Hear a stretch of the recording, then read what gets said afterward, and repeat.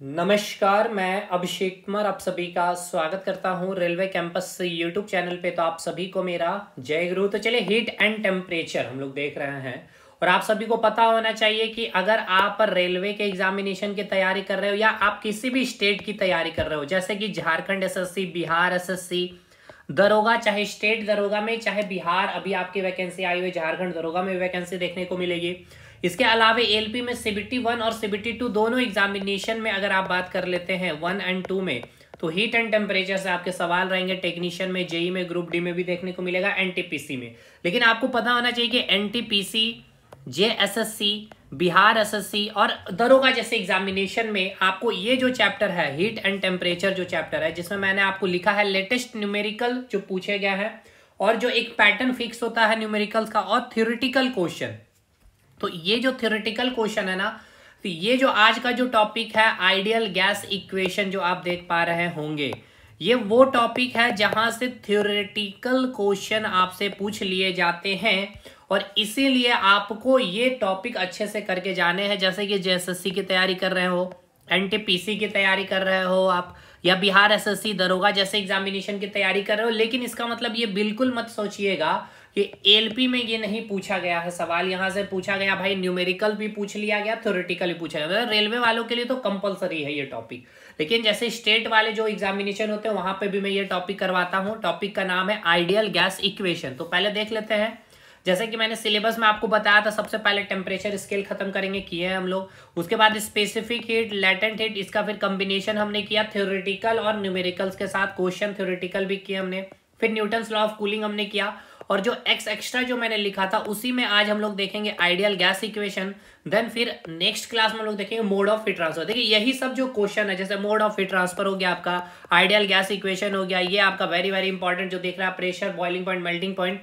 उसका law of thermodynamics, gaseous law, तो यही आज का चैप्टर आप इसको मान लीजिए। गैसियस लॉ भी बोल सकते हैं, आइडियल गैस इक्वेशन भी बोल सकते हैं, ठीक है। तो भाई यहां से ये सब जो है ना क्वेश्चन आपके स्टेट में थ्योरेटिकल जहां पे क्वेश्चन बनते हैं, न्यूमेरिकल्स नहीं बनते हैं। अब थर्मल कंडक्टिविटी ये सब रेलवे में जैसे मैं आपके एग्जाम में आएंगे। तो खैर चलिए, एक एक करके हम लोग खत्म करते चलेंगे। तो बाकी इन सारे टॉपिक को अगर आपको खत्म करना है तो आप चैनल पे विजिट करिएगा, सारी चीजें मिल जाएगी। और जो बोलते हैं सर एक बार अच्छे से थ्योरेटिकल, मैंने सिस्टमेटिक में पूरा हमने साइंस करवा रखा है और आप यहाँ पे जाकर के क्या कर सकते हैं, इसके लिए आप हमारा डाउनलोड कर सकते हैं एप्लीकेशन फोकस स्टडी विद अभी, कमेंट सेक्शन में लिंक मिल जाएगा, ठीक है। और बाकी नोट्स तो आपको पता है किस प्रकार से है। और जैसे कि आज का जैसे देखिए नोट्स कैसे मिलता है, जैसे कि आइडियल गैस इक्वेशन है भाई, हर एक चीज यहाँ पे लिख दी गई है, ठीक है। हर एक चीज, न्यूमेरिकल्स के भी मैंने क्वेश्चन करवा दिए, देखिएगा यहाँ पे। तो आपको करना क्या है क्लास में, तो जो चीजें मैं बोलूंगा, क्योंकि बहुत कुछ ऐसी चीजें मैं बताता हूँ, बोलता हूँ जो नोट्स में नहीं होंगे और वो पॉसिबल नहीं है कि मैं नोट्स में लिख सकूं, ठीक है। तो बिना देर के हुए सेशन अब हम लोग आज का स्टार्ट करते हैं। एकदम बेसिक से बेसिक स्टार्ट करेंगे और अप टू अपर लेवल जितना भी होगा वो हम लोग पहुंचेंगे। तो टॉपिक या चैप्टर का नाम क्या हो गया भाई? टॉपिक का नाम हो गया आइडियल गैस इक्वेशन और कई जगह आपको यही मिल सकता है गैसियस लॉ के भी नाम से, ठीक है। तो परेशान आपको बिल्कुल नहीं होना है, ठीक है। हिंदी में कहेंगे आदर्श गैस के नियम। आदर्श गैस के नियम भाई, सबसे पहले यहाँ पे दो चीजें हैं, एक तो है आपका आइडियल शब्द है और एक है आपका गैस। बाकी इक्वेशन तो आपको समझ में आ रहा है, मैथ्स आपने पढ़ा है तो इक्वेशन की आप बात करते होते हैं, y = mx + c, है ना। तो ये इक्वेशन हो गया। तो इक्वेशन के फॉर्म में आपको अभी देखने को मिलेगा और इक्वेशन का फॉर्म में मतलब जैसे इस प्रकार से PV = nRT, ठीक है। एक साइड आपका LHS होगा, एक साइड आपका RHS, यही होता है आपका आइडियल गैस इक्वेशन। इससे पहले लेकिन हमें समझ में आना चाहिए कि आपको गैस के बारे में, जैसे कि मैंने आपको एक चैप्टर पढ़ाया है एप्लीकेशन में, 14 क्लासेस या 15 क्लासेस मैंने लिए और ये वो क्लासेस है भाई, यकीन मानिए। और आप जितने स्टूडेंट से करना चाहिए, अगर नहीं करेंगे तो देखिए फिजिक्स और केमिस्ट्री, इवन आपका बायोलॉजी का भी यहाँ पे फुल जो पिलर का जो काम करता है ना, ये क्लास आपका काम करता है। तो इसी क्लास में हमने आपको सबसे पहले बताया था पदार्थ के बारे में, है ना। यानी किसके बारे में मेरे भाई? मैटर के बारे में। तो आपको मैंने ये बताया था कि ये जो पूरा यूनिवर्स है, ये यूनिवर्स केवल दो चीजों से मिलकर के बनी हुई है। एक तो आपका पदार्थ हो गया, यानी जिसको आपने मैटर कहा है, और दूसरा है आपकी ऊर्जा, यानी कि इसको आप इंग्लिश में कहते हैं एनर्जी, ठीक है। मैंने क्या बोला सर? मैंने ये बोला कि ये जो आपका यूनिवर्स है ये केवल दो चीजों से मिलकर बनी है, एक पदार्थ और एक आपकी एनर्जी यानी कि ऊर्जा। तो सबसे पहले हमें यह समझना होगा कि पदार्थ हम कहते किसको है। सबसे पहले आपको समझना होगा कि पदार्थ हम कहते किसको है। तो हमने आपको क्या बताया था पदार्थ के बारे में, कि अगर आपको पता करना है कि कोई भी चीज पदार्थ है, ठीक है, आप किसको पदार्थ कहेंगे। कि तो देखिए बोलचाल की भाषा में कई बार आप पढ़ भी लेते हैं, पढ़ा भी दिया जाता है कि जिसको आप देख सकते हैं, ठीक है, जिसको आप छू सकते हैं उसको आप क्या कर सकते हैं, पदार्थ। तो आपने हवा को क्या देखा है, क्या हवा को आपने छुआ है, नहीं भाई, हवा को तो आपने फील किया, इट मीन्स ये फिर पदार्थ नहीं होगा। लेकिन अभी मैं आपको प्रूव करूंगा कि आपका पदार्थ है, इसलिए ये डेफिनेशन सही नहीं है पदार्थ के लिए। पदार्थ का डेफिनेशन अगर आपको पता करना है तो इसके लिए आपको दो कंडीशन चेक करने होंगे, ठीक है। सबसे पहले चेक करना है कि जो भी ऑब्जेक्ट है उसका अपना कोई भार, या फिर आप ऐसा कह लीजिए कि उसका अपना कोई मास या द्रव्यमान है या नहीं है। दूसरा, क्या वो स्पेस ऑक्युपाई करती है। अगर ये दोनों कंडीशन सेटिस्फाइड हो गई तो फिर वो क्या हो जाएगा, पदार्थ। अब जैसे मैं एग्जांपल हवा का ही ले लेता हूं, तो हवा में बात किया जाए, हवा कहने का मतलब क्या भाई, गैस है। अब ये जैसे कोई बलून है, अभी अब बलून में आपने क्या कर दिया, गैस फिलअप कर दिया, तो अब यही बलून आपको इस प्रकार से देखने को मिलेगा। तो अभी इसका जो भार है भाई, अगर आप इसको मेजर करिएगा तो कुछ यहाँ पे मास इंक्रीज हो जाएगा, यानी मास हो गया है। यानी क्यों मास आया, जब आपने गैस को फिलअप किया इसके अंदर, तो यानी कि गैस का क्या है, अपना मास है, ठीक है भाई। क्या ये स्पेस ऑक्युपाई कर रहा, बिल्कुल। पहले इतने जगह में स्पेस था, अब ऑक्युपाई, अब ये इतने स्पेस, यानी कि स्पेस भी ऑक्युपाई कर रहा है। कब, जब आपने इसमें गैस फिलअप कर दिया। तो इट मींस क्या हो गया, गैस यानी हवा क्या हो गया आपका भाई, एक प्रकार का क्या हो गया, पदार्थ हो गया। और अगर पदार्थ है तो पदार्थ के बारे में मैंने आपको यह बताया था कि पदार्थ जो है किससे मिलकर बनी होती है, पदार्थ जो होती है वो छोटे छोटे पार्टिकल से मिलकर के बने होते हैं, छोटे छोटे कणों से मिलकर के बने होते हैं, ठीक है, छोटे छोटे कणों से मिलकर बने होते हैं, यानी कि टीनी पार्टिकल से मिलकर के बने होते हैं, ठीक है। अब जैसे कैसे समझिए कि कोई एक ब्रिक्स है, ठीक है, ये आप मान के चलिए कि आपका ये ईटा हो गया, ठीक है भाई, ये आप मान के चलिए इस प्रकार से ये आपका ईटा है, ठीक है, ये ईंट है, मान के चलिए ये आपके पास ईंट है। तो ये ईंट जो है ना छोटे छोटे पार्टिकल से मिलकर के बने होंगे इस प्रकार से, क्योंकि अब ये जो ईंट है, पहले हमें ये बताइए क्या ये पदार्थ है। तो भाई अगर ये पदार्थ होगा तो ये दोनों कंडीशन को सेटिस्फाइड कर रहा होगा। एक तो इसका अपना मास होगा, तो बिल्कुल उठाने में आपको इसको कुछ मास फील होता है। क्या ये स्पेस ऑक्युपाई करता है, बिल्कुल इतना स्पेस ऑक्युपाई किया, इट मींस ये पदार्थ है। और अगर ये पदार्थ है तो ये किससे मिलकर बना होगा, छोटे छोटे कणों से मिलकर बना होगा, ठीक है। चलिए अब बहुत डिटेल नहीं करेंगे, मेन हमें आइडियल गैस की बात करनी है। तो इससे पहले मैं आपको सोचूं कि थोड़ा सा गैस के बारे में जानकारी दे दूं, फिर आइडियल की बातें मैं कर लूंगा। तो हमने आपको ये बताया था कि गैस है ना, अभी आपको क्या बात मैंने बोली भाई, मैंने आपको बोला आइडियल गैस, है ना, मैंने आपको बोला आइडियल गैस, ठीक है भाई, आइडियल गैस। तो सबसे पहले गैस, तो गैस क्या है भाई, गैस अगर गैस की बात कर ले तो गैस क्या, अगर गैस की बात कर ले तो गैस क्या है, एक पदार्थ है। पदार्थ क्यों है भाई, इसका अपना क्या है, भार है, या फिर कह सकते हैं मास है इसका अपना, ठीक है। और दूसरा ये क्या करती है भाई, स्पेस ऑक्युपाई करते हैं। अभी मैंने आपको दिखाया गैस को फिलअप किया बलून में, या अगर आप टायर को ले लिए, पंचर टायर है, टायर जैसे ही पंचर को आपने ठीक कर लिया, जब आपने इसमें गैस फिलअप किया तो यही टायर अब क्या हो गया, भारी हो जाता है, स्पेस भी ऑक्युपाई करने लग गया। देखिए इतना स्पेस ऑक्युपाई करने लग गया, इट मींस गैस क्या है सर, पदार्थ है। और अगर ये पदार्थ है सर तो ये किससे मिलके बने होंगे, छोटे छोटे कणों से मिलके बने होंगे, या फिर छोटे छोटे पार्टिकल से मिलकर के बने होंगे, ठीक है, ठीक है सर। अब जैसे कि मैं एक यहाँ पे कोई भी एक ऑब्जेक्ट लिया हूं, ठीक है मेरे दोस्त, ठीक, अब ये ऑब्जेक्ट है, यहाँ पे मान के चलते हैं, यहाँ मैंने रड ले लिया, ठीक है, रड मैं ले रहा हूँ, यानी रड हो गया, ये सॉलिड हो गया भाई। और यहाँ पे मैंने लिक्विड ले लिया है, यहाँ पे मैंने पानी ले लिया है, ये हो गया आपका लिक्विड, यहाँ पे कोई आपका गैस हो गया, ठीक है, यहाँ पे आपका क्या हो गया, गैस हो गया। तो भाई लिक्विड, गैस और सॉलिड, ये तीनों क्या है, पदार्थ है। ये अब आपको मैं नहीं बताऊंगा, ये ऑलरेडी मैंने डिटेल डिस्कशन कर रहा, नहीं तो आज का टॉपिक बहुत लंबा चला जाएगा। तो भाई ये सारे क्या होंगे, छोटे छोटे पार्टिकल से मिलकर के बने होंगे, इस प्रकार से छोटे छोटे पार्टिकल से इसमें क्या होंगे, मिलकर के बने होंगे, इस प्रकार से छोटे छोटे पार्टिकल से मिलकर के बने होंगे। तो सॉलिड के प्रॉपर्टीज के बारे में मैंने बताया था कि कोई भी ऑब्जेक्ट अगर सॉलिड है, सॉलिड ऑब्जेक्ट अगर है, तो उसमें जो पार्टिकल्स की प्रॉपर्टी क्या मैंने बताया था कि वो क्या होंगे, बिल्कुल चिपके होंगे, यानी कि फोर्स ऑफ अट्रैक्शन क्या होगा भाई, स्ट्रांग होगा।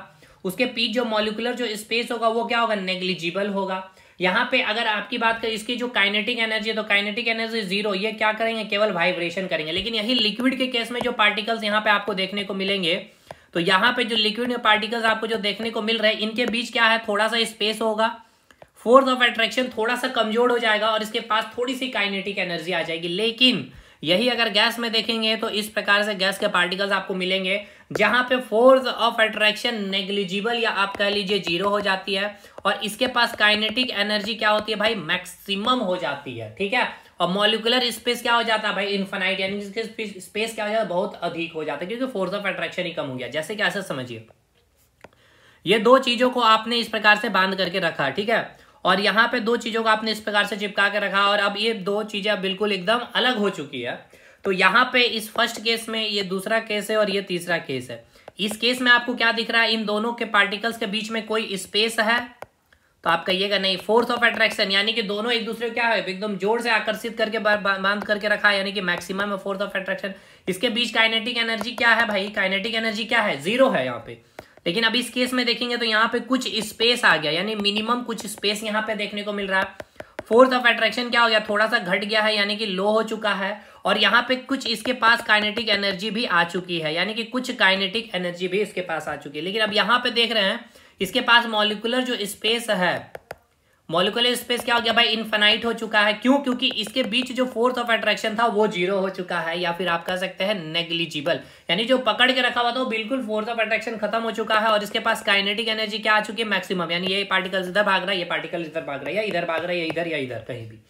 ये समझ में आ गया, ठीक है सर। चलिए अब तो अब यहाँ पे आपको इतना सा बात तो समझ में आ चुका होगा। अच्छा चलिए, इसमें अगर मैं आपको पूछ लूं, तो अगर मैं गैस के बारे में पूछूं, ठीक है ना, तो गैस का कंडीशन क्या है मेरे दोस्त, तो देखिए गैस का कंडीशन क्या है, गैस का कंडीशन क्या है, यहाँ पे गैस का कंडीशन क्या है, स्पेस क्या होगा भाई, बहुत अधिक होगा, यानी इनफिनाइट होगा, मॉलिक्यूलर स्पेस उसके बीच बहुत ज्यादा होगा, फोर्स ऑफ अट्रैक्शन 0 या नेग्लिजिबल, काइनेटिक एनर्जी मैक्सिमम, यानी कि ये तीसरा जो केस है ये आपका गैस का केस है, ठीक है। चलिए अब हम थोड़ा स्पेस ले लेते हैं पहले, इन सारी चीजों को हटाते हुए। यानी आपको अभी क्या समझ में आना चाहिए, मैंने इतना अभी जो कहानी बका है या जो भी चीजें मैंने अभी बोली है, ये क्या आपको पता होना चाहिए इसके बारे में। आपको मैंने यहाँ पे ये बताने की कोशिश की है भाई कि जो आज आप पढ़ने वाले हैं आइडियल गैस इक्वेशन या फिर गैसियस लॉ, ठीक है ना, या आप पढ़ने वाले गैसियस लॉ, तो आपको सबसे पहले क्या पता होना चाहिए, इस गैस की प्रॉपर्टीज के बारे में पता होना चाहिए। गैस की प्रॉपर्टीज के बारे में पता होने का मतलब क्या है कि गैस क्या है, पदार्थ है, और पदार्थ अगर है तो ये किससे मिलकर बना होगा, छोटे छोटे पार्टिकल यानी कि छोटे छोटे कणों से मिलकर बना होगा। यानी कि आपको पता होना चाहिए कि कण की जो प्रॉपर्टीज है, ठीक है ना, कण की जो प्रॉपर्टीज है उसके बारे में, यानी कण की जो गुण है उसके बारे में आपको पता होनी चाहिए। अब ये क्या बोल रहे हैं सर, ये आपको मैं ये बोल रहा हूं क्योंकि गैस जो है, गैस एक पदार्थ है, ठीक है, तो ये छोटे छोटे कणों से मिलकर बना होगा, तो उसके पार्टिकल्स के प्रॉपर्टीज क्या होगी, अलग होगी। अभी मैंने आपको बताया ना, लिक्विड भी क्या है आपका, एक पदार्थ है, पानी। भाई बाल्टी खाली उठाइएगा तो भाई हल्का लगेगा, वही बाल्टी में पानी भर दीजिए तो भाई क्या हो जाएगा, भारी, यानी कि पानी भरने के कारण पानी का मास, स्पेस, बाल्टी खाली था, पानी के कारण अब स्पेस नहीं रहा, यानी स्पेस भी ऑक्यूपाई कर लिया, यानी पानी क्या हो गया, पदार्थ हो गया, छोटे छोटे पार्टिकल्स। तो इसकी प्रॉपर्टीज क्या अलग है, मैंने क्या बताया, जिसके पास कुछ काइनेटिक एनर्जी आ जाती है लिक्विड के पार्टिकल्स पर, इनके बीच फोर्स ऑफ अट्रैक्शन थोड़ा सा क्या हो जाता है, लूज हो जाता है, और मॉलिक्यूलर स्पेस आ जाती है। वही सॉलिड की बात कर ले तो ये भी पदार्थ है तो भाई ये भी पार्टिकल से बने, तो इसकी प्रॉपर्टीज अलग है, ठीक है। तो गैसियस लॉ पढ़ ले या फिर आइडियल गैस पढ़ ले, तो यह आपको पहले अब ये समझ में आया कि गैस अगर हम बोल रहे हैं तो गैस क्या है, एक पदार्थ है। देखिए एकदम दिमाग में बैठिए कि जब आप गैस की बात कर रहे हैं तो गैस के बारे में आपको ये चीजें आपको पता होनी चाहिए कि आइडियल गैस आप कह लीजिए या गैसियस लॉ कह लीजिए, यानी इट मींस यहाँ पे बात हो रही है गैस की। तो गैस क्या है, एक पदार्थ है, और अगर ये पदार्थ है तो छोटे छोटे पार्टिकल से मिलकर बनी होंगे। और इस पार्टिकल्स की अगर प्रॉपर्टीज की बात कर ले तो 2-3 प्रॉपर्टीज, देखिए और भी बहुत सारी प्रॉपर्टीज है इसकी जो मैंने 2 चैप्टर में बताया है, लेकिन यहाँ पे ये 3 चीज आप बस याद रखेंगे तो आपका सारा काम हो जाएगा। पहला तो ये याद रखना है कि गैस की जो पार्टिकल्स के बीच जो मॉलिक्यूलर स्पेस होता है वो स्पेस क्या हो जाता है भाई, 0, मतलब 0 मत लिखिए, मैक्सिमम लिख दीजिए, ठीक है। मॉलिक्यूलर स्पेस क्या हो गया, 0 तो नहीं भाई, मैक्सिमम हो जाएगा, सॉलिड के केस में 0 हो जाता है, ठीक है। इसके बाद फोर्स ऑफ अट्रैक्शन क्या हो जाता है भाई, ये आप सीधा 0 लिखिए या फिर नेग्लिजिबल लिख लीजिए, नेग्लिजिबल हो जाता है, इसी कारण तो इसके बीच स्पेस आ जाता है। और लास्ट अंतिम पॉइंट आपको याद रखना है कि इसके जो पार्टिकल्स, इसके काइनेटिक एनर्जी क्या हो जाती है, इसके पास काइनेटिक एनर्जी मैक्सिमम हो जाती है, काइनेटिक एनर्जी क्या हो जाती है, मैक्सिमम हो जाती है, काइनेटिक एनर्जी क्या हो जाती है, मैक्सिमम हो जाती है। ये 3 प्रॉपर्टीज गैस का कहने का मतलब आपके दिमाग में ये चलना। अब चाहिए बात करने के लिए आइडियल की बात है। भाई देखिए ये आपके पास कोई बलून है, ठीक है, अब बलून में आपने क्या कर दिया है, गैस को डाल दिया, ठीक है, गैस को फिलअप कर दिया। तो ये जो गैस है ना, आइडियल कब होगा, ठीक है, ये गैस आइडियल आप इसको कब कहेंगे, आपको ये समझना होगा, ठीक है, आपको यही समझाना है। तो देखिए समझिए, कोई भी गैस अगर आइडियल है या फिर आइडियल की तरह बिहेव करती है, ठीक है, कोई भी गैस अगर आइडियल की तरह बिहेव करती है, कोई भी गैस अगर आइडियल की तरह बिहेव करती है, इट मीन्स ये दो कंडीशन आपको याद रखना है कि अगर आइडियल गैस है भाई, ठीक है, कोई भी गैस अगर आइडियल गैस है तो ये कब होगा, वहां पे क्या होना चाहिए, हाई टेम्परेचर होनी चाहिए, ठीक है, और जो प्रेशर होना चाहिए वो क्या होना चाहिए, लो प्रेशर होनी चाहिए। अब ये सिंपल सा फंडा है भाई, सिंपल सा फंडा, आप समझिए। हाई टेम्परेचर, तो भाई अगर टेम्परेचर हाई है इट मींस पार्टिकल्स जो होंगे इसके पास क्या हो जाएगा, काइनेटिक एनर्जी मैक्सिमम हो जाएगा, होगा कि नहीं होगा, बिल्कुल।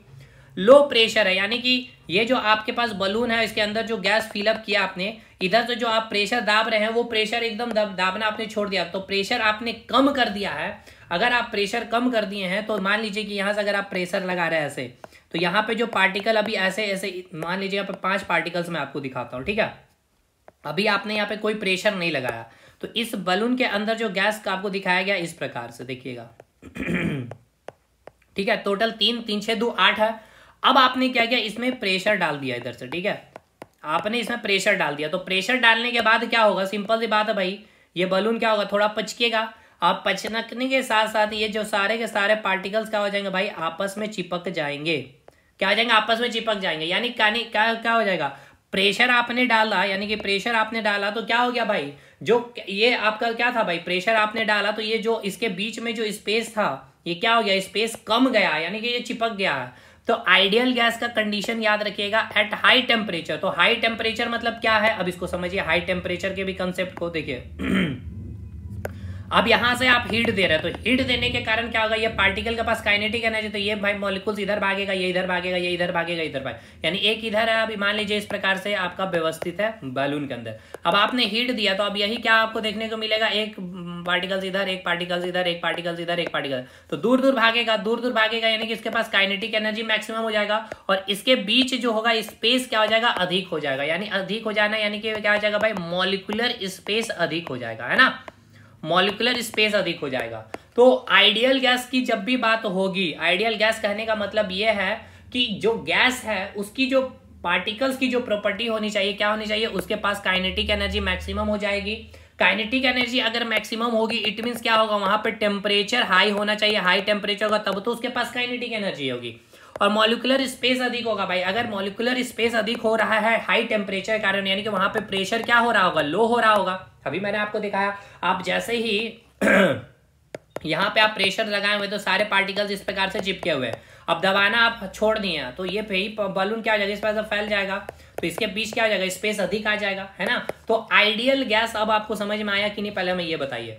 तो जब भी बात है आइडियल गैस की, तो ये 2 पॉइंट आपको याद रखना, कोई भी गैस अगर आइडियल गैस की तरह बिहेव करती है इट मींस क्या है, high temperature and low pressure उसके लिए होनी चाहिए, ठीक है, हाई टेम्परेचर और लो प्रेशर होनी चाहिए, ठीक है, high temperature and low pressure, ideal gas तो वही होगी। अगर हाई टेम्परेचर है उस गैस पे, ठीक है, और लो प्रेशर में है तो आप उसको आइडियल गैस कर सकते हैं, क्योंकि आइडियल गैस का मतलब ही क्या होता है, आइडियल गैस का मतलब ये होता है कि जो पार्टिकल्स है या फिर जो कण है वो क्या होने चाहिए, दूर दूर होने चाहिए, ठीक है, उनके बीच जो दूरियां हैं वो दूरियां अधिक होनी चाहिए, तो बीच में दूरियां अधिक होनी चाहिए, कण एक दूसरे से अधिक दूर हो, तो उसके लिए आपके पास क्या होना चाहिए, मैक्सिमम काइनेटिक एनर्जी होनी चाहिए।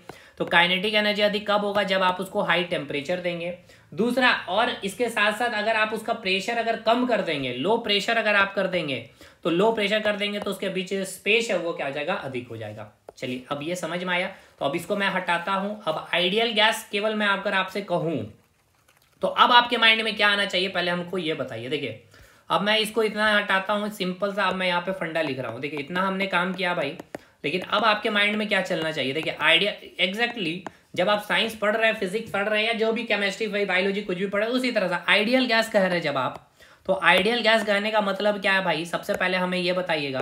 तो सबसे पहले हम आइडियल की बात कर ले, तो आइडियल कहने का मतलब क्या है, कोई भी गैस आइडियल की तरह बिहेव तब करती है कब, जब हाई टेम्परेचर होना चाहिए, ठीक है, और साथ के साथ क्या होना चाहिए भाई, लो प्रेशर होना चाहिए, ठीक है, ये 2 चीज तो आपको फिक्स है भाई। दूसरा, गैस है तो गैस के पास प्रॉपर्टीज ही आपको पता है, गैस की जो पार्टिकल्स होते हैं उसकी प्रॉपर्टी क्या होते हैं, इसके बीच जो मॉलिक्यूलर स्पेस होगा मेरे भाई वो क्या होगा भाई, अधिक होगा। फोर्स ऑफ अट्रैक्शन जीरो हो जाएगा यानी नेग्लिजिबल हो जाएगा। काइनेटिक एनर्जी क्या आ जाएगी भाई, पार्टिकल्स के पास मैक्सिमम आ जाएगी। तो ये देखिए, ये जो आपका कंडीशन है पार्टिकल्स की, गैस की पार्टिकल्स की, ये हाई टेम्परेचर और लो प्रेशर को सेटिस्फाइड करता नहीं। हाई टेम्परेचर के कारण क्या आ जाएगा, इसकी काइनेटिक एनर्जी मैक्सिमम हो जाएगी, और काइनेटिक एनर्जी मैक्सिमम यानी कि फोर्स ऑफ अट्रैक्शन जीरो हो जाएगी। लो प्रेशर कर दिए तो भाई जो एक तो एनर्जी आपने अधिक दिया जिसके कारण ये मॉलिक्यूल्स भागने लगे तो स्पेस बढ़ गया, और प्रेशर भी आपने कर दिया तो कम कर दिया तो इसके कारण और ये अधिक दूर दूर हो जाएंगे एक दूसरे से। समझ में आया? तो आइडियल गैस कहने का मतलब ये आपके माइंड में चलना चाहिए, high temperature and low pressure, और गैसियस का मतलब ये है पार्टिकल्स की प्रॉपर्टी। यहां तक समझ में आया कि नहीं? अब आइए बात करते हैं आइडियल गैस इक्वेशन की। ये हो गया आइडियल गैस। अब आइडियल गैस इक्वेशन, तो देखिए आइडियल गैस इक्वेशन का मैं आइडियल गैस इक्वेशन लिख रहा हूं, PV इक्वल्स टू nRT, ठीक है। जहां पे आपको सब कुछ पता होना चाहिए। P4 हो गया आपका प्रेशर जिसको हम लोग पास्कल में लेंगे, B हो गया आपका वॉल्यूम जो आपका मीटर क्यू में लेंगे हम लोग, N हो गया नंबर ऑफ मोल्स, ठीक है, ये क्या हो गया आपका नंबर ऑफ मोल्स, R हो गया आपका यूनिवर्सल, ठीक है ना, यूनिवर्सल गैस कांस्टेंट, ठीक है। यानी ये सारा चीज लिखा हुआ है नोट्स में, सार्वत्रिक गैस नियतांक जिसका वैल्यू होता है 8.314 जूल पर मोल केल्विन, ठीक है। और ये T क्या हो गया आपका भाई, T हो गया आपका टेम्परेचर। टेम्परेचर हम लोग किस में लेंगे, केल्विन में लेंगे, ठीक है। तो आइडियल गैस ये देखिए, पहले आप देख लीजिए भाई, परेशान ना हो आप लोग, लिखने ना लग जाएं। देखिए सारा चीज लिखा हुआ है यहाँ पे, देखिए मैंने यहाँ पे क्या लिखा, आइडियल गैस वही है जिसके अणु या मॉलिक्यूल्स या फिर आप सीधा समझिए पार्टिकल्स दूर दूर हो, अणुओं के बीच कोई आकर्षण ना हो, नो अट्रैक्शन बिटवीन मॉलिक्यूल्स, ठीक है, at high temperature and low pressure. Ideal gas मतलब क्या, at high temperature and low pressure. Ideal gas equation PV equals to nRT, P pressure है, V वॉल्यूम है, T टेम्परेचर है, R equals to universal gas constant, ये मैंने value लिख दिया, ये वैल्यू आपको याद रखना होगा। N क्या है, अमाउंट ऑफ सब्सटेंस या नंबर ऑफ मोल्स की संख्या, ठीक है। चलिए अब आगे बढ़ते हैं हम लोग, यानी कि आपने आइडियल गैस इक्वेशन अब आपको समझ में आ चुका है ना भाई। आइडियल गैस इक्वेशन हो गया PV इक्वल्स टू nRT, ठीक है। अब देखिए एक तो सबसे पहले यहाँ पे क्या है भाई, यूनिवर्सल गैस कांस्टेंट, यानी कि यहाँ पे आपको एक जो ये चीज पता चल गया कि जो आपका R है वो क्या होगा, आपका कांस्टेंट होगा, ठीक है। R क्या होगा आपका कांस्टेंट, यानी कि अगर मैं इक्वेशन लिखूं PV इक्वल्स टू nRT, ठीक है, तो इसमें आपको पता है कि ये जो R हो गया ये क्या हो गया भाई, कांस्टेंट हो गया, ठीक। और अगर मैं नंबर ऑफ मोल्स को भी फिक्स कर दूं, यानी नंबर ऑफ मोल्स मैं 1 मोल लूं, ठीक है, कोई भी गैस ले रहे हैं अगर 1 मोल ले ले या फिर 2 मोल ले ले, तो ये भी क्या हो जाएगा भाई, फिक्स हो जाएगा। तो अगर मैं नंबर ऑफ मोल्स फिक्स कर दूं यानी n इक्वल्स टू मैं अगर 1 कर दूं, तो अब आइडियल गैस इक्वेशन अगर आप लिखना चाहे तो क्या लिखेंगे भाई, PV इक्वल्स टू क्या लिखेंगे, T लिखेंगे कि नहीं, पहले हमें ये बताइए। क्योंकि आपका जो N और जो R है ये क्या कर दिया आपने, इसको कांस्टेंट कर दिया। क्या कर दिया आपने, कांस्टेंट कर दिया। इट मींस क्या, जो आपका प्रेशर है, जो वॉल्यूम है, किस पे अब डिपेंड कर रहा है, डायरेक्टली प्रोपोर्शनल टू टेम्परेचर पे, है ना। यानी किस पे डिपेंड कर रहा है, किसके डायरेक्टली प्रोपोर्शनल हो गया, टेम्परेचर के हो गया। लेकिन ये कब, फॉर n इक्वल्स टू 1, यानी कि number of moles of gas जो है वो कितना है भाई, 1 है, ठीक है, कितना है भाई, 1 है। यहां तक समझ में आया कि नहीं? अब यहां से चीजों को समझिएगा। देखिए PV इक्वल्स टू क्या है भाई, अब इसको आप ऐसे लिख सकते हैं PV बाई T, यहाँ पे डायरेक्टली प्रोपोर्शनल कांस्टेंट को हटाएंगे तो यहाँ पे कांस्टेंट ले लेते हैं हम लोग, ठीक है, K ले लीजिए या फिर यहाँ पे कांस्टेंट में लिख दे रहा हूँ, ठीक। तो ये हो गया आपका आइडियल गैस इक्वेशन का। यहां तक आप डेरिवेशन समझ में आए। हमने यहाँ बताया आइडियल गैस इक्वेशन क्या होता है भाई, PV इक्वल्स टू nRT, जहां पे n को मैंने फिक्स कर दिया है 1 लेकर के, ठीक है, n इक्वल्स टू 1 ले लिया और आपका R तो कांस्टेंट ही होता है। तो PV क्या हो गया आपका, डायरेक्टली प्रोपोर्शनल टू टेम्परेचर है। अब डायरेक्टली प्रोपोर्शनल को हटाएंगे तो एक कांस्टेंट आएगा, तो यहीं से आप एक फार्मूला डिराइव कर सकते हैं, एकदम very very important formula numericals के लिए। ये P1 V1 बाई T1 ये इनिशियल हो गया, P2 V2 बाई T2, ठीक है। अब यहां से आपको क्या करेगा भाई, आपको इनिशियल प्रेशर दे देगा, इनिशियल वॉल्यूम दे देगा, या फिर फाइनल टेम्परेचर दे देगा, फाइनल प्रेशर दे देगा, फाइनल वॉल्यूम दे देगा, आपको इनिशियल टेम्परेचर पूछ लेगा। कोई भी चीज दे करके एक चीज आपसे पूछ सकता है, ठीक है। तो एक ये फॉर्मूला अब आपको क्या करना है भाई, माइंड में रखना है, ठीक है।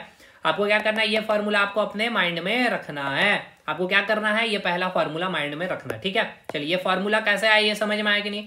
अब यहाँ पे हम क्या करेंगे, यानी अब यहां से हम लोग चलिए केस 1 लेते हैं, ठीक है, एक एक करके केस 1 करके अब हम लोग क्या करते हैं, इसका पोस्टमार्टम करते हैं। यानी आपको पता है sir ideal gas equation PV equals to nRT होता है, जहां पे हमने R तो आपका कांस्टेंट है, यूनिवर्सल गैस कांस्टेंट कहीं भी चलिए, और n को हमने अगर फिक्स कर दिया है n इक्वल्स टू 1 लेकर के, तो PV क्या हो जाता है, डायरेक्टली प्रोपोर्शनल टू T होता है। ठीक है। तो केस 1 में मैं आपको क्या ले रहा हूं, केस 1 में मैं आपको ले रहा हूं, यहाँ पे मैंने टेम्परेचर को कांस्टेंट कर दिया, ठीक है।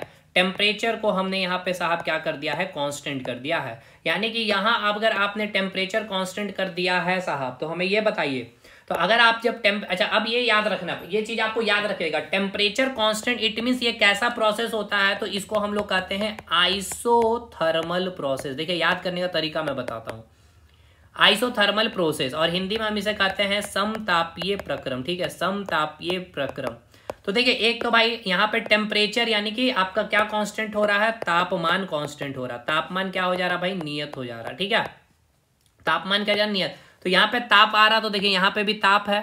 तो आप ऐसे ही याद रखिएगा, टेम्परेचर पूछेगा ये सब क्वेश्चन, अगर टेम्परेचर कांस्टेंट कर दिया जाता तो ये कौन सा प्रोसेस है भाई, तो टेम्परेचर यानी कि थर्मल, थर्मल से टेम्परेचर याद रखना है, तो इसको क्या बोलेंगे, आइसोथर्मल प्रोसेस यानी कि समतापीय प्रोसेस। याद हुआ ये कि नहीं, पहले ये बताइए। हमने आपको केस 1 लेकर के ये बताया कि ideal gas equation PV equals to NRT होता है, जहां एनआर क्या होता है आपका फिक्स, हमने कर लिया, आर तो कांस्टेंट ही होता है। हमने यहाँ पर टेम्परेचर कांस्टेंट करने की कोशिश की। अगर आपने टेम्परेचर कांस्टेंट किया तो इस प्रोसेस को आप क्या कहते हैं, आइसोथर्मल प्रोसेस कहते हैं, यानी कि समतापीय प्रक्रम कहते हैं। अब आ जाइए भाई, अगर आपने टेम्परेचर को कांस्टेंट कर दिया, यानी ये जो आप देख पा रहे होंगे यहाँ पे टेम्परेचर को अगर आपने कांस्टेंट कर दिया है, तो आपका यहाँ पे क्या आ जाएगा, पीबी इक्वल्स टू क्या हो गया, ये आपका कांस्टेंट हो गया, ठीक है।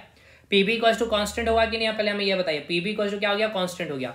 कांस्टेंट को अगर आप हटाते हैं तो क्या लिख सकते हैं, पीबी इक्वल्स टू के लिख सकते हैं, या आप इसको और भी कैसे इसको सिंप्लीफाई कर सकते हैं, पी इक्वल्स टू, यहाँ पे आप भी को नीचे ले, पी इक्वल्स टू के बाई भी भी लिख सकते हैं। यानी यहाँ पे पी और भी का बीच का जो रिलेशन आपको यहाँ क्या समझ में आ रहा है, पी जो है इनवर्सली प्रोपोर्शनल टू वॉल्यूम होता है। अब ये वेरी वेरी इंपॉर्टेंट है। देखिए इसका मतलब क्या है, प्रेशर क्या है आपका, प्रेशर जो है आपका इनवर्सली प्रोपोर्शनल टू वॉल्यूम है।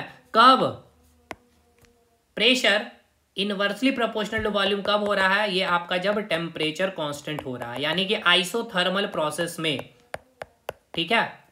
इट मींस ये है कि अगर आपने टेम्परेचर कांस्टेंट कर दिया है तो प्रेशर जो होता है वॉल्यूम के क्या होता है भाई, इनवर्सली प्रोपोर्शनल यानी कि व्युत्क्रमानुपाती होता है। यानी इसका मतलब ये है कि अगर आपका वॉल्यूम घटेगा तो प्रेशर क्या होगा भाई, बढ़ेगा, ठीक है, ठीक। या फिर अगर आपका वॉल्यूम इंक्रीज होगा तो प्रेशर क्या होगा साहब, प्रेशर क्या होगा साहब आपका घटेगा, प्रेशर क्या होगा आपका घटेगा, ठीक है। अब इसको मैं एक एग्जांपल के फॉर्म में समझाता हूं, ठीक है। अब जैसे कि आपके पास ये क्या भाई, बलून हो गया, ठीक है, ये आपके पास बलून है, ठीक है। बलून में आपने क्या कर दिया भाई, गैस को फिलअप कर दिया, आपने क्या कर दिया, गैस को फिलअप कर दिया। अब जैसे ही गैस फिलअप किया और आपने क्या किया, प्रेशर दिया, चारों तरफ से आपने इसको दबा दिया, ठीक है, प्रेशर दिया। तो अब इस कारण क्या होगा भाई, इसका जो वॉल्यूम है ये क्या हो जाएगा, थोड़ा सा ये बैलून क्या हो जाएगा, अब ये पीछा के साथ जाएगा इस प्रकार से। तो भाई आपने क्या किया, प्रेशर दिया तो वॉल्यूम क्या हो गया भाई, घट गया, है ना। यानी आपने प्रेशर दिया तो वॉल्यूम घट गया, यानी आपने प्रेशर को इंक्रीज किया तो वॉल्यूम क्या हो गया आपका, घट गया। यही इसी को हम लोग क्या नाम देते हैं, इसी को हम लोग कहते हैं बॉयल्स लॉ, ठीक है। इसी को हम लोग क्या कहते हैं सर, बॉयल्स लॉ भी कहते हैं। तो अकॉर्डिंग टू बॉयल्स लॉ क्या भाई, अकॉर्डिंग टू, आपको याद रखना है, अकॉर्डिंग टू बॉयल्स लॉ ने ये कहा कि इफ टेम्परेचर कांस्टेंट, ठीक है, इफ टेम्परेचर कांस्टेंट, अगर आपने तापमान को स्थिर कर दिया है, अगर आपने तापमान को स्थिर कर दिया तो प्रेशर जो होगा वो इनवर्सली प्रोपोर्शनल यानी कि व्युत्क्रमानुपाती होगा वॉल्यूम के, ठीक है। समझ में आया, एग्जांपल भी आपको मैंने दे दिया ये बलून वाला। यानी कि केस 1 में आपने क्या समझा है, अब मैं यहाँ पे एक जगह समराइज कर दे रहा हूँ, ठीक है, एक जगह मैं समराइज कर दे रहा हूँ। यानी कि केस 1 में आपने जो देखा पीबी इक्वल्स टू एनआर, आपने टेम्परेचर को कांस्टेंट किया, ठीक है। तो यहां मैं लिख रहा हूं इफ टेम्परेचर इज कांस्टेंट, अगर आप तापमान को नियत करते हैं, ठीक है, तापमान को अगर आप कांस्टेंट कर देते हैं तो क्या होगा, जो पीबी है वो आपका क्या हो जाएगा, कांस्टेंट हो जाएगा। इट मींस ये जो पी है इनवर्सली प्रोपोर्शनल टू वॉल्यूम हो जाएगा। और अगर आपने तापमान कांस्टेंट कर दिया तो इसको आप क्या बोलते हैं, इस प्रोसेस को क्या नाम देते हैं, आइसोथर्मल प्रोसेस, ठीक है। आइसोथर्मल प्रोसेस को आप क्या कहते हैं, समतापीय प्रक्रम। और समतापीय प्रक्रम यानी कि ये का क्या कहलाता है, बॉयल्स लॉ, इसी को आप क्या नाम देते हैं, बॉयल्स लॉ का नाम देते हैं। बॉयल्स लॉ कहने का मतलब क्या है जाए भाई, pressure inversely proportional to volume, ठीक है। अब यहां से एक फॉर्मूला आपका डिराइव होगा, देखिए पीबी इक्वल्स टू क्या है आपका सर, कांस्टेंट है, ठीक है। तो P1 B1 equals to P2 V2, आप यहां से एक फार्मूला और निकाल सकते हैं कि नहीं, ये हो गया आपका एक और फार्मूला, ठीक है। तो आपको इनिशियल प्रेशर दे देगा, इनिशियल वॉल्यूम दे देगा, और फाइनल प्रेशर देकर के आपको फाइनल वॉल्यूम पूछ लेगा, कुछ भी पूछ सकता है, 3 डाटा देकर के एक आपसे निकलवा सकता है, ठीक है। तो भाई एक चीज हमें ये बताइए, आइसोथर्मल प्रोसेस, यानी कि इसमें क्या होगा, आइसोथर्मल प्रोसेस में टेम्परेचर कांस्टेंट होगा, और अगर टेम्परेचर आप कांस्टेंट कर देते हैं तो प्रेशर क्या हो जाता है, इनवर्सली प्रोपोर्शनल टू वॉल्यूम हो जाता है, और इसी को आप कहते हैं बॉयल्स लॉ। तो according to Boyle's law clear है भाई, according to Boyle's law at constant temperature pressure and volumes are inversely proportional to each other. ये केस 1 होता है। अब आ जाइए केस 2 में। केस 2 में अब हम क्या कर रहे हैं, टेम्परेचर हमने कांस्टेंट कर दिया, अब हम कांस्टेंट करेंगे प्रेशर को, ठीक है। अब हमने प्रेशर को कांस्टेंट कर दिया भाई, ठीक है। अब यानी कि आपका जो आइडियल गैस इक्वेशन था पीबी इक्वल टू आरटी, ये तो ऑलरेडी कांस्टेंट था। अब आपके पास था क्या, पीबी इक्वल टू टी। अब आपने प्रेशर को कांस्टेंट कर दिया, यानी क्या हो गया भाई, भी डायरेक्टली प्रोपोर्शनल टू टी आ गया। यानी कि सबसे पहले ये समझिए कि जब आप प्रेशर को कांस्टेंट करते हैं तो इसको कौन सा प्रोसेस का नाम देते हैं, इसको हम लोग कहते हैं आइसोबार प्रोसेस, ठीक है। आइसोबार प्रोसेस, और हिंदी में इसे कहते हैं समदाबीय प्रक्रम। अब इसको याद करने का तरीका देखिए भाई, देखिए प्रेशर का अभी यूनिट मैंने बताया था पास्कल, या फिर इसका एक और यूनिट होता है बार। तो ऐसे याद रखिएगा, प्रेशर कांस्टेंट तो आइसो बार, ठीक है। हिंदी में तो आपका आ रहा है दाब, तो दाबीय प्रक्रम आराम से याद कर सकते हो। तो अगर आपने प्रेशर कांस्टेंट कर दिया है तो क्या आपको देखने को मिल रहा है, भी डायरेक्टली प्रोपोर्शनल टू टेम्परेचर, यानी volume directly proportional to temperature हो जाता है। इसी को आप कहते हैं चार्ल्स लॉ। इसी को कहते हैं आप चार्ल्स लॉ। यानी कि चार्ल्स लॉ कहने का मतलब, अगर आपको चार्ल्स लॉ कहा जा रहा है तो आपसे पूछेगा डायरेक्टली कि चार्ल्स लॉ में क्या कांस्टेंट होता है। तो चार्ल्स लॉ में क्या कांस्टेंट होता है भाई, तो चार्ल्स लॉ में होता है volume directly proportional to temperature, यानी यहाँ पे क्या कांस्टेंट है आपका, प्रेशर कांस्टेंट होता है। चार्ल्स लॉ इट मींस कैसा प्रोसेस भाई, आइसोबारिक प्रोसेस। यानी कि अब यहाँ इसका एक एग्जांपल मैं आपको देख रहा हूँ कि जिस प्रकार से ये आपका बलून है, ठीक है भाई, बलून में गैस फिलअप है। अब आपने क्या क्या हीट दिया, आपने हीट दिया तो इसके पार्टिकल्स क्या होंगे, भागेंगे, यानी कि अब ये भागेंगे तो ये बलून क्या हो जाएगा, फैल जाएगा, तो वॉल्यूम इंक्रीज हो गया। तो अगर आपने टेम्परेचर इंक्रीज कर दिया तो वॉल्यूम भी इंक्रीज, अगर आपने टेम्परेचर डिक्रीज कर दिया तो वॉल्यूम भी डिक्रीज, ठीक है। तो अगर आपको यहाँ पे, ये मैंने एक एग्जांपल भी आपको दे करके समझा दिया है, ठीक है। चलिए यहाँ पे क्लियर किया जाए इसको। यानी कि अगर चार्ल्स लॉ कहने का मतलब क्या हो गया भाई, volume directly proportional to temperature होता है। यहाँ से आप एक फॉर्मूला आप डिराइव कर लीजिए, जैसे कि यहाँ से आपका फॉर्मूला क्या आ जाएगा, यहाँ से आपका फॉर्मूला क्या आ जाएगा कि यहाँ पे आपका क्या, P V equals to T है भाई, और आपने प्रेशर कांस्टेंट कर लिया तो भी इक्वल्स टू क्या आ जाएगा भाई, टी, ठीक है। भी इक्वल्स टू टी आ गया, तो इसको आप ऐसा सिंप्लीफाई कर सकते हैं, भी बाई टी कर लीजिए, ठीक है, इक्वल्स टू के। तो यहाँ से आपका फॉर्मूला आ जाएगा v1/t1 इक्वल्स टू v2/t2। ये आपका तीसरा फॉर्मूला हो गया ये आपका, ठीक है। ये आपका तीसरा फॉर्मूला हो गया। क्या यहाँ पे कोई दिक्कत है इसको समझने में, कोई दिक्कत नहीं। अब आइए तीसरा केस, ठीक है। तीसरा केस में आप आ जाइए, ये फार्मूला एकदम आपको याद रखना है टिप में, ठीक है। ये फार्मूला आपको याद रखना है, एक ये फार्मूला न्यूमेरिकल्स के लिए मैं बता रहा हूँ, एक ये फार्मूला आपको याद रखना है, और फिर आपको यहाँ पे मैंने एक फार्मूला और बताया था ये वाला, ठीक है, एक ये फार्मूला, अभी एक फार्मूला और अभी आपको बताऊंगा। चलिए तीसरा केस में अब हम क्या करेंगे, वॉल्यूम कांस्टेंट कर देते हैं, ठीक है। अब हमने क्या कर दिया भाई, वॉल्यूम कांस्टेंट कर दिया, यानी कि PV equals to N R T, जो आपका आइडियल गैस इक्वेशन था, इसको आपने फिक्स कर दिया था, R constant N equals to 1, तो पीबी इक्वल्स टू क्या था भाई, टी। अब आपने वॉल्यूम कांस्टेंट कर दिया, यानी पी प्रेशर क्या हो जाएगा भाई, डायरेक्टली प्रोपोर्शनल टू टेम्परेचर। तो पहले ये समझिए, वॉल्यूम कांस्टेंट करना यानी ये कौन सा प्रोसेस होता है, इसे हम कहते हैं आइसोकोरिक प्रोसेस, ठीक है। आइसोकोरिक प्रोसेस, इसको क्या नाम देते हैं, हिंदी में कहते हैं समआयतनिक प्रक्रम, ठीक है, समआयतनिक प्रक्रम। ये सारा नोट्स में लिखा हुआ। तो भाई आयतनिक में तो आयतन आ गया, तो ऐसा समझिए कि आपने आयतन को ही कांस्टेंट किया, वॉल्यूम कांस्टेंट कर दिया, वॉल्यूम कांस्टेंट कर दिया तो प्रेशर क्या जाएगा, डायरेक्टली प्रोपोर्शनल टू टेम्परेचर, और इसी को कहा जाता है गैल-लुसाक लॉ, ठीक है। इसे क्या कहते हैं, गैल-लुसाक लॉ, ठीक है, इसे क्या कहते हैं, गैल-लुसाक लॉ। तो गैल-लुसाक लॉ में क्या हो गया, pressure directly proportional to temperature. अब ऐसे इसको समझ लीजिए कि जैसे कि आपने क्या किया है, बलून जो आपने गैस भरा था ना, इस प्रकार से इसको आपने हथेली में ऐसे ही रखा हुआ, ठीक है। अगर आप हथेली में ऐसे ही रखे हैं, ठीक है, तो इसका वॉल्यूम क्या कांस्टेंट है। अब यहाँ पे कोई प्रेशर इधर से देगा, ठीक है, कोई प्रेशर देगा तो इसके अंदर जो पार्टिकल्स होगा, ठीक है, इसके अंदर जो पार्टिकल्स होंगे, या इसको मैं कुकर के एग्जाम्पल से समझा देता हूँ तो ज्यादा अच्छा समझ, जैसे कि आपका ये भाई कुकर है, ठीक है। तो भाई ये अब कुकर 5 लीटर का है, तो वॉल्यूम आपका कांस्टेंट हो गया। लेकिन अगर आपने इसके अंदर पानी डाल दिया, मान के चलते, ठीक है, पानी डाल दिया है, अब आप इसका हीट बढ़ा दिए, यानी कि टेम्परेचर इंक्रीज कर दिए हैं, तो भाई टेम्परेचर इंक्रीज करेंगे तो ये सारे पार्टिकल एक दूसरे से टकराएंगे, क्योंकि काइनेटिक एनर्जी टकराएंगे, यानी कि प्रेशर इंक्रीज हो जाएगा, समझ में। टेम्परेचर कम करेंगे तो प्रेशर घट जाएगा। तो ये हो गया इसका एक एग्जाम्पल। तो गैल-लुसाक लॉ मतलब समझ में आया कि प्रेशर क्या होता है भाई, डायरेक्टली प्रोपोर्शनल टू टेम्परेचर होता है। प्रेशर क्या होता है, डायरेक्टली प्रोपोर्शनल टू टेम्परेचर होता है। प्रेशर डायरेक्टली प्रोपोर्शनल टू क्या होता है, टेम्परेचर होता है, गैल-लुसाक लॉ। अब यहाँ से एक और फॉर्मूला निकाल लेते हैं, जैसे P V equals to T है, तो यहाँ पे वॉल्यूम कांस्टेंट है, तो पी इक्वल्स टू टी है, तो यहाँ से आप निकाल लीजिए P अपन टी इक्वल्स टू कॉन्स्टेंट। तो यहाँ से एक फार्मूला आ जाएगा P1 अपन T1, P2 अपन T2। ठीक है, तो एक ये फार्मूला भी आपको माइंड में रखना है। तो ये हो गया 3 केस आपको मैंने बताया है, अभी मैं आपको रिवाइज कराऊंगा। इसके बाद एक और आपका प्रोसेस होता है जिसको हम लोग कहते हैं एडियाबैटिक प्रोसेस। ठीक है, एडियाबैटिक प्रोसेस बहुत क्वेश्चन यहाँ से पूछा भी जाता है, आपसे पूछा भी गया है। रुद्धोष्म प्रक्रम, ठीक है, इसे कहा जाता है रुद्धोष्म प्रक्रम। ठीक है, एडियाबैटिक प्रोसेस मतलब क्या होता है, ऐसा समझिए, आप थर्मस ले गए होंगे, ठीक है ना, आप कभी हॉस्पिटल वगैरह या फिर ऐसे भी आप यूज करते होंगे एक थर्मस जिसको बोला जाता है, जिसमें आप गर्म पानी लिए रख देते हैं, तो इसमें पानी क्या होता है, गर्म ही रहता है। और अगर ठंडा पानी रखते हो तो पानी ठंडा ही रहता है। क्यों? क्योंकि यहाँ पे हीट का क्या होता है, ट्रांसफर नहीं होता है। ठीक है ना, हीट का क्या होता है भाई, ट्रांसफर यहाँ पे नहीं होता, हीट ट्रांसफर नहीं होता है। तो इसी को हम लोग कहते हैं एडियाबैटिक प्रोसेस। ठीक है, इसी को आप क्या कहते हैं, एडियाबैटिक प्रोसेस। तो हीट समझ में आया, एडियाबैटिक प्रोसेस मतलब क्या होता है, नो हीट ट्रांसफर। ठीक है, no heat transfer, no heat transfer, यानी यहाँ पे हीट क्या हो जाता है, Q इक्वल्स टू जीरो हो जाता है। हीट का यहाँ पे ट्रांसफर क्या हो जाता है भाई, जीरो हो जाता है। समझ में आया कि नहीं भाई? हीट एक्सचेंज यहाँ पे क्या हो जाता है, no heat exchange. Adiabatic process में क्या होता है, हीट का एक्सचेंज नहीं होता। ठीक है, सिस्टम और सराउंडिंग के बीच में कोई भी यहाँ पे हीट एक्सचेंज नहीं करता। इसका एग्जाम्पल याद रखिएगा, टायर का फटना। ठीक है, ये सब पूछता है, किसका एग्जाम्पल है, एडियाबैटिक। टायर का फटना यानी बस्टिंग ऑफ टायर्स।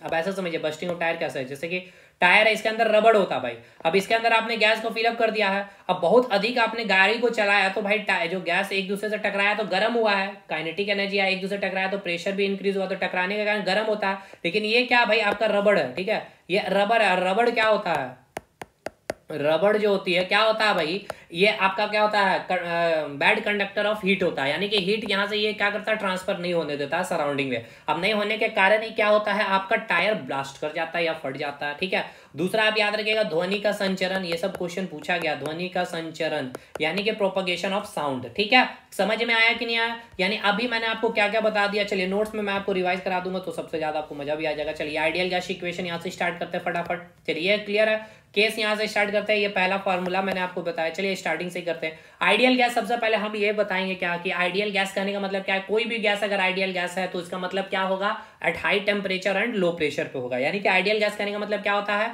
उसके बीच जो अणु होते हैं, अणुओं के बीच में ना तो आकर्षण बल होगा और उसके बीच अणुओं के बीच जो स्पेस होगी, मॉलिक्यूलर स्पेस, वो काफी अधिक होगी। क्लियर है? आइडियल गैस इक्वेशन था PB इक्वल्स टू nRT, ये आपको मैंने बता दिया है। यहाँ पे R आपका कांस्टेंट होता है, N नंबर ऑफ मोल्स होते हैं। ठीक है, और मोल्स के बारे में मैंने पूरा डिटेल पढ़ा रखा है। एंड वो 6.02 टू 10/23 हो गया, मॉलिक्यूल्स, एटम्स या अणु, वो सब आपको मैंने बता रखा, न्यूमेरिकल्स करा रखा, तो वो अलग बात हो गया। तो ये आपका n मैंने फिक्स कर दिया 1 लेकर के, और आपका r कांस्टेंट है। इट मींस क्या हो गया, PB डायरेक्टली प्रोपोर्शनल टू, यानी कि यहाँ पे 3 वेरिएबल है। यहाँ पे क्या 3 वेरिएबल है। ठीक है ना, 3 वेरिएबल कौन है, एक है आपका प्रेशर, ये हो गया एक नंबर, दूसरा हो गया वॉल्यूम, और तीसरा हो गया टेम्परेचर। इसलिए मैंने 3 केस लिया। एक में मैंने क्या किया भाई, टेम्परेचर को कांस्टेंट किया, दूसरे में मैंने प्रेशर को कांस्टेंट किया, तीसरे में मैंने वॉल्यूम कांस्टेंट कर दिया। चौथा प्रोसेस एडियाबैटिक, जहां पे हीट क्या हो रहा था, कोई भी एक्सचेंज नहीं कर पा रहा था सराउंडिंग और ऑब्जेक्ट के बीच या निकाय के बीच में। ठीक है, तो PB डायरेक्टली प्रोपोर्शनल T, तो यहाँ से एक फार्मूला आपका आ जाएगा क्या भाई, PB by T equals to constant P1 B1 by T1 और P2 B2 बाई T2। ये एक फार्मूला आपका है यहाँ से। ठीक है, चलिए अब केस 1 में हमने सबसे पहले टेम्परेचर कांस्टेंट किया। तो टेम्परेचर कांस्टेंट यानी कि टेम्परेचर से थर्मल, आइसोथर्मल प्रोसेस या समतापीय तापमान कांस्टेंट किया, तो समतापीय प्रोसेस। तो PB इक्वल्स टू कांस्टेंट हो गया, क्योंकि टेम्परेचर आपका कांस्टेंट हो गया, तो यहाँ से एक फार्मूला निकल गया। और आइसोथर्मल प्रोसेस में क्या, P inversely proportional to B होता है। ठीक है, इसी को आप क्या कहते हैं, बॉयल्स लॉ। तो बॉयल्स लॉ मतलब क्या हो गया भाई, at constant temperature pressure and volume are inversely proportional to each other. Boyle's के नियम के अनुसार स्थिर तापमान पर दाब और आयतन एक दूसरे के व्युत्क्रमानुपाती होता है। ठीक है, चलिए केस 2 में हमने प्रेशर को कांस्टेंट कर दिया। अगर आपने प्रेशर को कांस्टेंट कर दिया है, इसको बोलेंगे आइसोबारिक प्रोसेस या फिर समदाबीय प्रक्रम। तो V directly proportional to T हो जाएगा, क्योंकि यहाँ पे मैंने आपको बताया था PB इक्वल्स टू क्या होता है, T। तो अगर आपने प्रेशर ही कांस्टेंट कर दिया तो अब V directly proportional to T होगा कि नहीं, यही मैंने यहाँ पे लिखा है बस। ठीक है, तो ये मैंने तो अभी आपको बता ही दिया, ये नोट्स में भी मैंने लिख दिया है। नेक्स्ट भी यहाँ से एक फार्मूला आपका ये डिराइव्ड हो गया। और अगर प्रेशर कांस्टेंट है यानी V डायरेक्टली प्रोपोर्शनल टू, इसी को क्या कहा जाता है, चार्ल्स लॉ। तो according to Charles law, at constant pressure volume is directly proportional to temperature. ठीक है, वह हिंदी में लिखा गया, चार्ल्स के नियम के अनुसार स्थिर दाब पर आयतन और तापमान एक दूसरे से समानुपाती होती है। केस 3 में मैंने बोला वॉल्यूम को कांस्टेंट कर देनी है। वॉल्यूम कांस्टेंट यानी कि आइसोकोरिक प्रोसेस या इसको समआयतनिक प्रक्रम कहा जाता है। तो प्रेशर क्या हो जाएगा, डायरेक्टली प्रोपोर्शनल टू टेम्परेचर, तो ये एक फॉर्मूला हो जाएगा।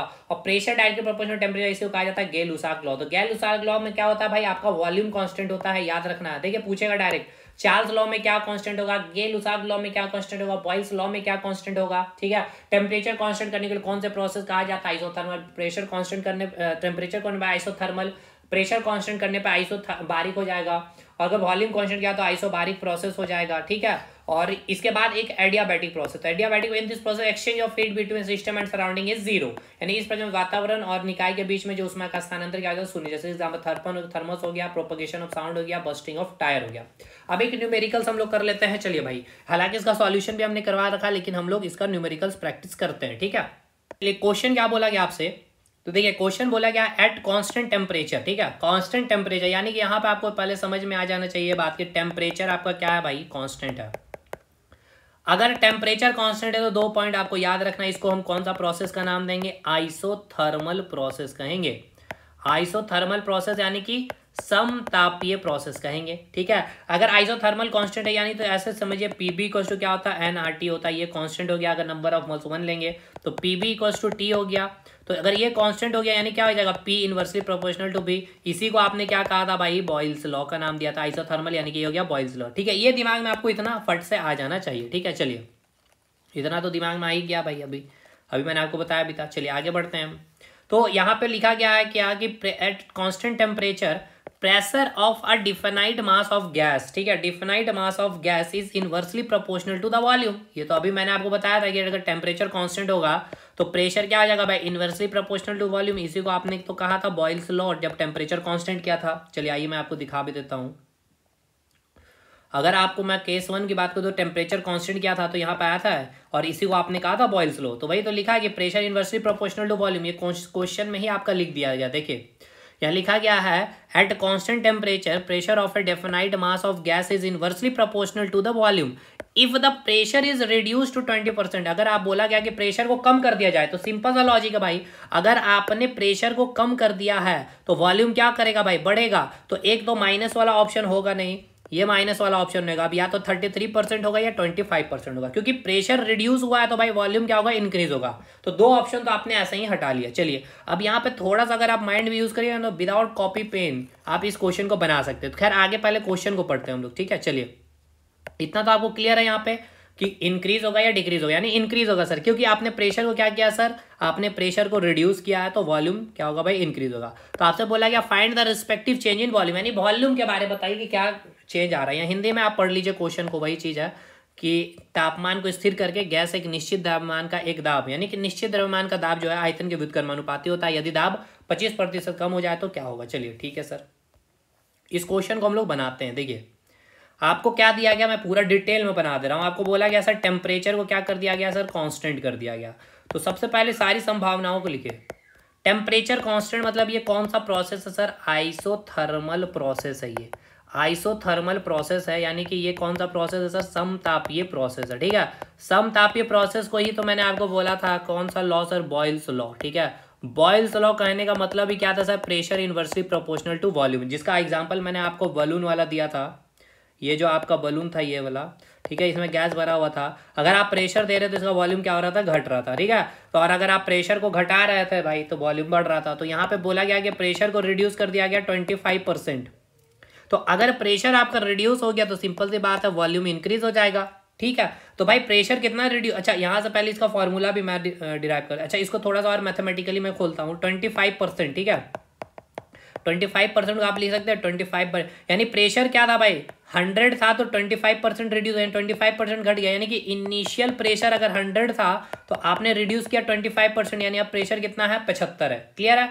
अब यहां से आ जाइए, पहले टेम्परेचर कांस्टेंट है दोस्त, तो टेम्परेचर कांस्टेंट है तो पीबी इक्वल टू क्या होता है, एनआरटी होता है। ये आपका ऐसे ही फिक्स्ड है, तो पीबी क्या हो जाएगा, डायरेक्टली प्रोपोर्शनल टू टी। अब ये आपका टेम्परेचर कांस्टेंट हो गया तो पीबी इक्वल टू क्या हो गया सर, कांस्टेंट हो गया, ठीक है। तो चलिए यहां से आप लिख सकते हैं P1 V1 equal to P2 V2, ठीक है। तो यहां से आप क्या एक इक्वेशन यहां से आप निकाल सकते हैं इस प्रकार से, P1 upon P2 equal to V2 upon V1। हाँ, क्योंकि आपको पता है इनिशियल प्रेशर और फाइनल प्रेशर। तो इनिशियल प्रेशर कितना है दोस्त, P1 अपन P2 का वैल्यू कितना है, 100/75 है। ठीक है, इसको सॉल्व कर लेते तो कितना आ गया, 25 चौके 100, 25 दिया 75। ये किसके बराबर आ जाएगा, वॉल्यूम हमें एक्सचेंज निकालना V2/V1। इट मीन्स क्या, आपका वैल्यू आया V2/V1 का वैल्यू आया 4/3। यानी कि ये कि जो फाइनल वॉल्यूम है, यानी कि जब आप प्रेशर को घटाएंगे, यानी कि ऐसे समझिए कि ये आपका जो बलून है अभी, ठीक है, अभी आप हाथ में जब लिए हुए थे, ठीक है, तो यहाँ पे जो हाथ में, केवल हाथ में ऐसे रखे हुए, हथेली में इस बैलून को रखे हुए, तो इस पे जो प्रेशर लग रहा था, एटमॉस्फेयर लगा रहा था प्रेशर, तो वो प्रेशर कितना लग रहा था, P1 100 लग रहा था। ठीक है, ठीक है, 100 लग रहा था। अब क्या हो गया, वो एटमॉस्फेरिक प्रेशर को भी आपने कम कर दिया, तो जिसके कारण इसका जो प्रेशर इसमें जो लग रहा था भाई, वो प्रेशर घट करके कितना हो गया है, घट करके क्या हो गया भाई, वो घट करके हो गया 75। तो घट के 75 हो गया, यानी कि ये मॉलिक्यूल्स और दूर दूर जाएगा। तो यहाँ वॉल्यूम V1 था, तो यहाँ वॉल्यूम V2 हो जाए। तो देखिए यहाँ वॉल्यूम थोड़ा सा बढ़ नहीं गया है, आपको नहीं लग रहा है ये वॉल्यूम जो इससे था, सिंपल सी बात है, वॉल्यूम बढ़ेगा ना। तो V2 क्या, देखिए यहाँ पे 4 है, यानी कि फाइनल वॉल्यूम ये है आपका, फाइनल वॉल्यूम 4 है और इनिशियल वैल्यूम 3। तो देखिए फाइनल वैल्यू बढ़ता हुआ दिखा ना 4। तो कितना आपको पूछा है, क्या परसेंटेज में पूछा है कि कितना एक्सचेंज हो रहा है यहाँ पे, वॉल्यूम में क्या चेंज आ रहा है। तो देखिए क्या चेंज आ रहा है, 4 3 है ना, यानी कि फाइनल वॉल्यूम 4 हो जा रहा है, इनिशियल वॉल्यूम 1 था, यानी कि यहाँ पे 3 सेंटीमीटर या मीटर क्यों ले लीजिए, अब यहाँ पे 4 हो गया। तो कितना बढ़ोतरी हुआ भाई, 1 का बढ़ोतरी हुआ, यानी कि परसेंटेज चेंज इन किसमें, वॉल्यूम में क्या आया भाई। मैथ तो याद होगा आपको, क्लियर है कितना। अच्छा कैसे इसका फॉर्मूला, परसेंटेज में आपको क्या बताया गया, परसेंटेज आप क्या लिखेंगे यहाँ पे, चेंज लिखेंगे, परसेंटेज चेंज इन में क्या लिखेंगे, कितना चेंज आया है। ठीक है, और किसमें, इनिशियल चेंज क्या, इनिशियल वैल्यू आप लिखेंगे। ठीक है, इनिशियल वैल्यू लिखेंगे परसेंटेज में निकालने के लिए 100 से। तो कितना चेंज आया भाई, 3 से कितना हो गया, 4 हो गया, 3 से कितना हो गया, 4 हो गया, यानी कि चेंज 1 का आया है। कितने में चेंज आया, इनिशियल कितना था, 3 था, इंटू 100 यानी 33%। और ये क्या हो गया भाई, इंक्रीज होगा, 33% इंक्रीज होगा, क्योंकि प्रेशर क्या हुआ है आपका, रिड्यूस किया आपने, 25% आपने क्या किया था, रिड्यूस किया था। क्यों, क्योंकि यहाँ पर आपको पता है प्रेशर अगर आप घटाएंगे तो वॉल्यूम आपका बढ़ेगा। तो 33% क्या हो गया भाई, वॉल्यूम आपका इंक्रीज कर गया, 33% वॉल्यूम आपका क्या हो गया, इंक्रीज हो गया। ना कि ये तो आपका ऑप्शन ऐसे ही हट गया था, ये ऑप्शन, ये आपका नेगेटिव वाला ऑप्शन ऐसे भी हट ही गया था। ठीक है, तो यहाँ पे 33% में एक ही ऑप्शन बच रहा था, तो ये बी ऑप्शन सही हो जाता। ठीक है, समझ में आया कि नहीं। बाकी ये सॉल्यूशन करा दिया नोट में, बाकी यार और भी सारे क्वेश्चन प्रैक्टिस करेंगे इसके हम लोग। और अभी देखिए नेक्स्ट जो हम लोग टॉपिक लेंगे, ये लेंगे मोड ऑफ हीट ट्रांसफर। ठीक है, बहुत इंपॉर्टेंट टॉपिक है ये, यहाँ से क्वेश्चन बनता है, वेरी वेरी इंपॉर्टेंट, हर एग्जामिनेशन की मैं बातें कर लूँ तो। ठीक है, तो भाई चलिए नेक्स्ट वीडियो में मिलते हैं हम लोग, तब तक के लिए धन्यवाद।